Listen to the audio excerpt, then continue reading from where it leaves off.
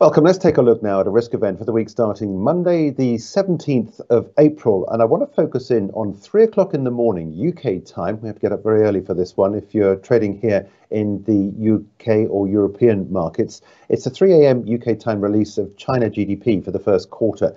Now, I'm using this as a risk event because there is a chance that we could well see this disturb the markets if we do get a reading that's outside of expectations. We're looking for a first quarter reading, quarter on quarter, of 1.2% after a flat fourth quarter reading. So far as the year on year is concerned, that's up from 2.9% in the fourth quarter to 3.2% according to the consensus.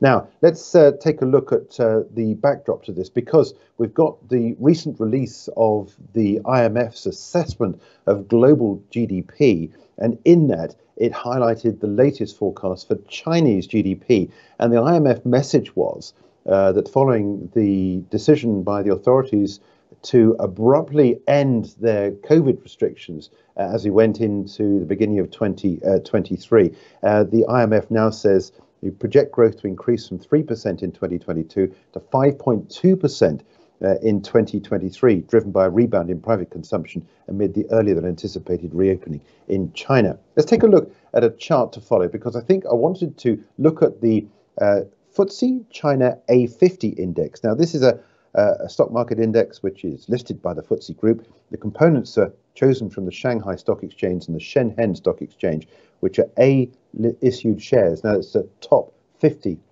market capitalized shares. Now, the long-term picture, you can see that we've got this symmetrical triangle pattern building here. And what I've done here is I've taken the highs to the lows and the lows to the highs. I've drawn this, and it comes to an apex on Monday, the 24th of April, so the following Monday.